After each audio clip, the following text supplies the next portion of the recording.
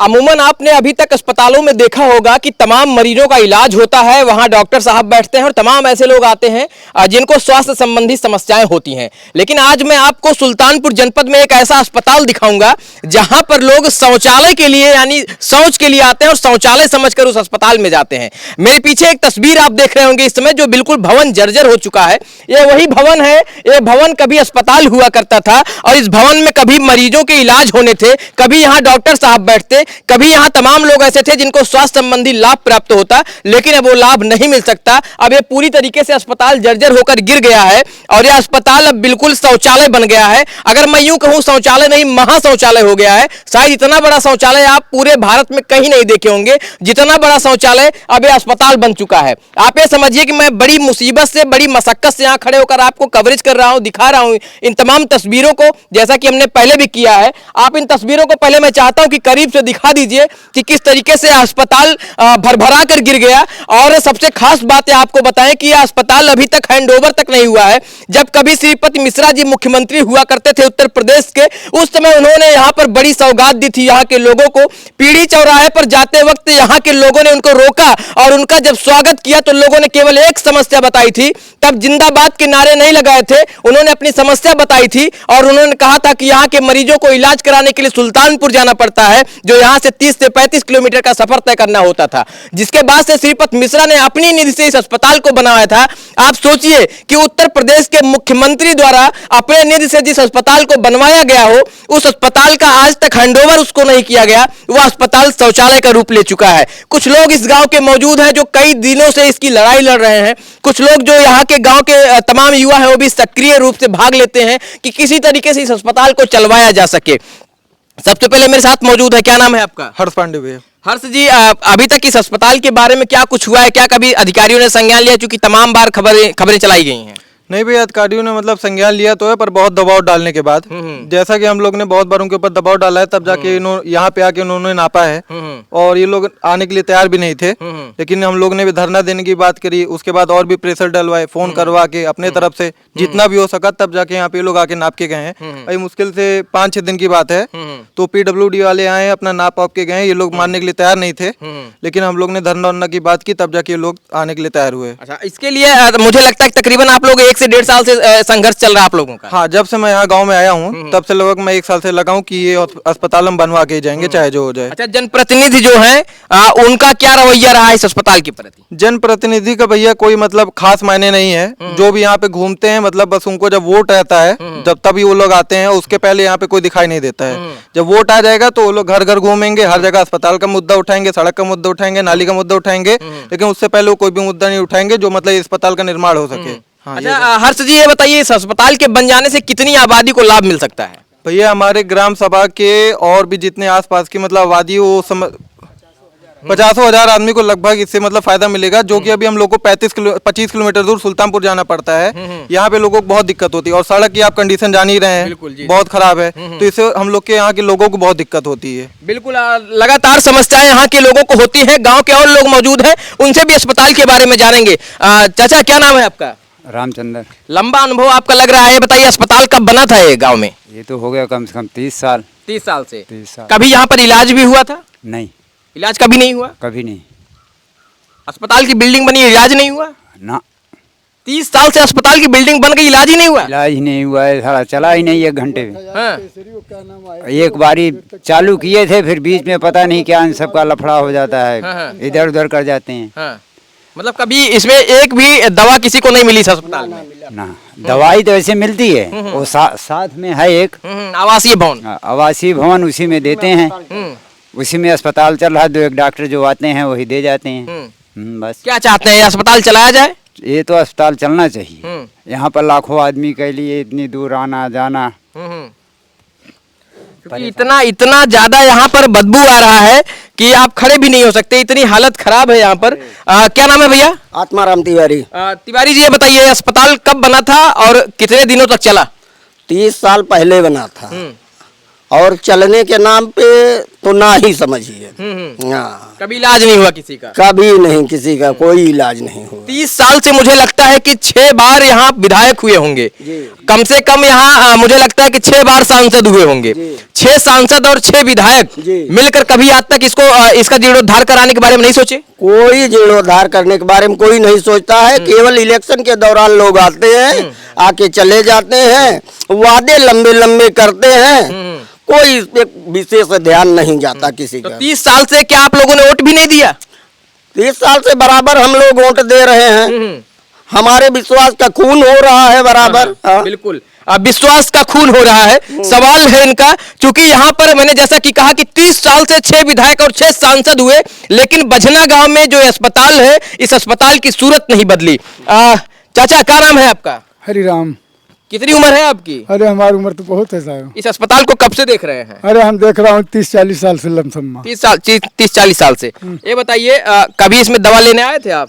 आए थे, बस वही जो चल रहा वही आए थे, और बाकी इधर उधर तो चल भी नहीं रहा है। जब से बना हुआ तब से नहीं चला हुआ। इतना यहाँ से लेकर वहाँ तक जो बिल्डिंग बनी है कभी नहीं चली? कभी नहीं चली है। ये 1 से 2.5 भी हो गई, ऐसे ही चलती रही है बस, और उसके अलावा नहीं चल रही थी। क्या लगता है, चलाया जाना चाहिए या बिल्कुल चलाना जिस हालात में है अभी इसको खत्म कर देना चाहिए? नहीं, इसको चलाया जाए, चलाया जाए भाई, तभी तो यहाँ लाभ मिलेगा जनता का, और कहाँ से मिलेगा? 30 साल से आप देख रहे हैं, 30 साल से इस हॉस्पिटल की मतलब चला नहीं है कभी, और अब बिल्डिंग भी खत्म हो गई। तो क्या 30 साल से आपने यहाँ के नेताओं को चुना नहीं, यहाँ विधायक नहीं बनाया? चुना था, अब क्या करें, जब मजबूरी में आता है, सब लोग जब इकट्ठा होते हैं, कहते फलाने को दो, ढमाके को दो, उसमें क्या कर सकते हैं हम लोग? लंबे लंबे बातें करके अपने चले जाते हैं। जब वो पार हो गए तो जनता दिखा दिया कि चलो भाई जाओ।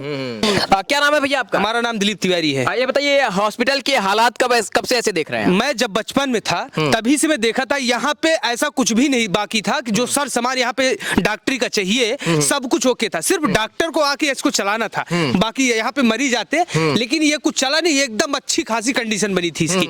मैं खुद यहाँ पे छोटा था, मैं आता था, खुद देखता था। इसमें सर सामान जो ऑपरेशन वाला सर सामान होता, सारा चीज था इसमें, कुछ बाकी नहीं था। लेकिन बट ये चला नहीं, बस ऐसे ही रहा, एक बंद गिरता चला गया पूरा। और ऐसे कंडीशन इसकी बनी थी। अब बाकी गांव के बच्चे लोग इसी में आके लेटरिंग करने लगे, कहीं कुछ करने लगे, बाकी बना नहीं। और ये बनने की अगर स्थिति हो, इसको गिरा के बनाया जाए।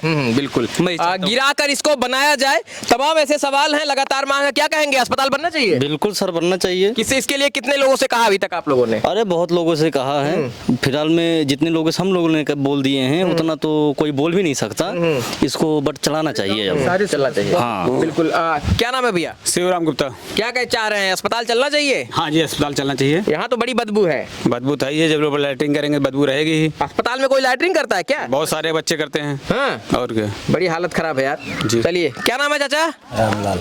रामलाल। अस्पताल में इलाज कराने जाते हैं कभी? हाँ जाते हैं। आपके गांव में एक अस्पताल है, पता है आपको? हाँ पता है। फिर चल क्यों नहीं रहा? जब नहीं चल रहा तो क्या करें हम लोग? चलवाना चाहिए। और क्या, बिल्कुल चलाना चाहिए। कौन चलवाएगा?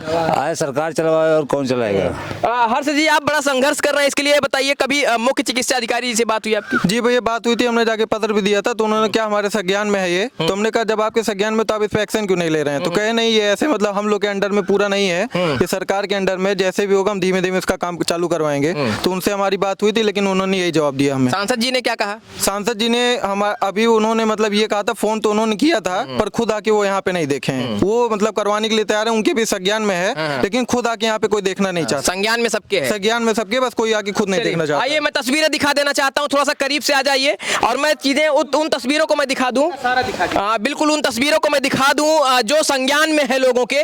और संज्ञान में साहब सालों से रहता है, और एक अच्छा बहाना है। संज्ञान शब्द को लोग इस तरीके से इस्तेमाल करते हैं कि कहते हैं कि मुझे संज्ञान है, लेकिन संज्ञान पर कार्यवाही क्या होती है, ये अपने आप में एक सवाल है। और बझना गांव में जो तस्वीरें मैं दिखा रहा हूँ, साहब यहाँ खड़े नहीं हो सकते आप, इतनी बदबू है यहाँ पर। और आप ये देखिए, इसको मुझे लगता है कि जैसा सरकार तमाम दावे करती है खुले में शौच ना करिए, तो मुझे लगता है कि शौचालय नहीं मिला तो यहाँ अस्पताल में लोग शौच करने चले आने लगे।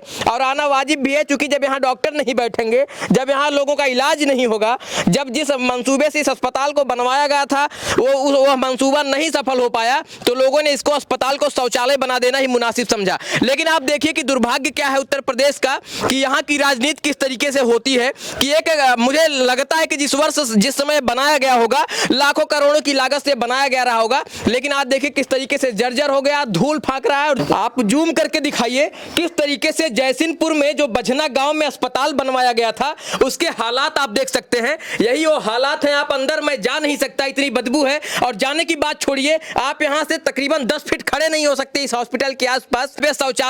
शौचालय के ही काबिल है। और आप इस तरफ की तस्वीरें दिखा दीजिए, कोई ऐसी व्यवस्था नहीं थी जिसमें व्यवस्था दी नहीं गई थी। आप देखेंगे अंदर तमाम ऐसे आई लव यू वगैरह लिखने वाले भी लोग यहाँ आते हैं, और कुछ चीजें, बहुत सारी चीजें लिखी गई हैं। आप देखेंगे तमाम अच्छी अच्छी बातें भी लिखी गई हैं, जो तमाम लोग प्यार मोहब्बत का इजहार करने वाले लोग भी अभी अस्पताल में बैठते हैं।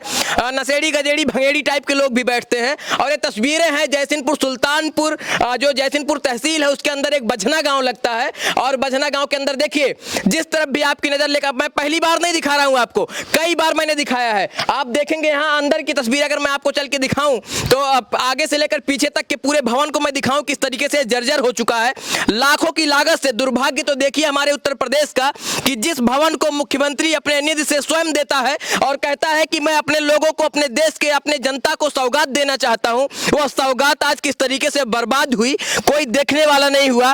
30 साल पहले जो अस्पताल बना था 30 मिनट भी नहीं चलाया जा सका, और वह अस्पताल नहीं रहा बल्कि शौचालय हो गया।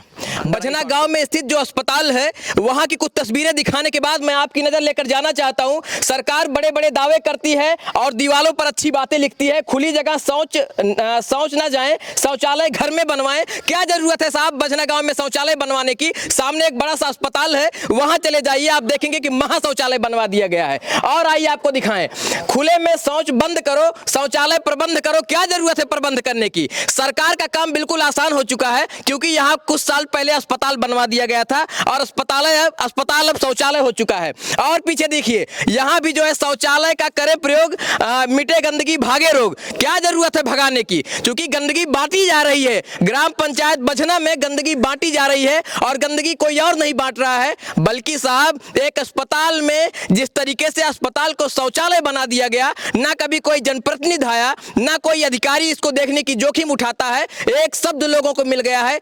संज्ञान सबको रहता है, लेकिन काम कैसे होगा इसका ज्ञान किसी को नहीं होता है। दुर्भाग्य हमारे हिंदुस्तान का, दुर्भाग्य हमारे हिंदुस्तान के लोकतंत्र का, दुर्भाग्य हमारे हिंदुस्तान के सिस्टम का कि किस तरीके से यहाँ अस्पताल बनाए जाते हैं। आप देखेंगे गांव के तमाम वो लोग मेरे पीछे खड़े हुए हैं, शायद इसी आस में, इसी उम्मीद में कि कोई जब माइक लेकर और कैमरा लेकर इस गांव में घुसता है तो सबसे पहला मुद्दा एक ही बनता है कि इस अस्पताल को चलवा दिया जाए। क्योंकि साहब जब ये अस्पताल बनवाया गया तो इसे हैंडओवर भी नहीं किया गया, और इसके बाद ये अस्पताल भरभरा कर गिर गया। अब ये शौचालय नहीं महा शौचालय हो चुका है।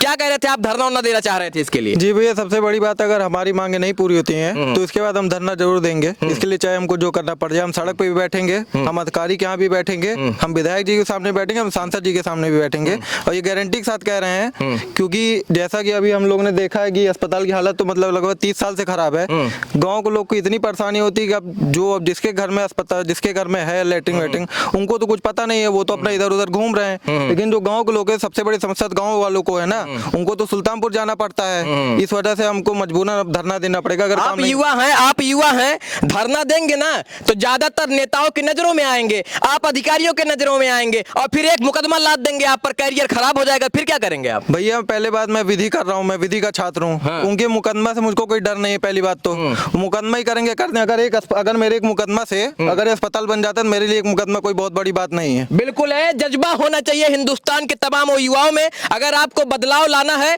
तो घरों में चूड़ी पहनकर बैठने से अच्छा है कि इन युवा की तरह आपको मैदान में खड़ा होना पड़ेगा, अपना हक मांगना पड़ेगा। और जब तक आप अपना हक नहीं मांगेंगे, यूं ही आपको उपेक्षित बनाकर रखा जाएगा। सुल्तानपुर से जुड़ी रोजाना वीडियो देखने के लिए अपना सुल्तानपुर चैनल को सब्सक्राइब करें। अगर आप यह वीडियो हमारे फेसबुक पेज पर देख रहे हैं तो पेज को लाइक कीजिए, फॉलो कीजिए। अगर आप यह वीडियो हमारे यूट्यूब चैनल पर देख रहे हैं तो चैनल को सब्सक्राइब कीजिए। अगर आपका हमारे लिए कोई सुझाव हो तो हमें नीचे कमेंट बॉक्स में कमेंट करके बताइए। धन्यवाद।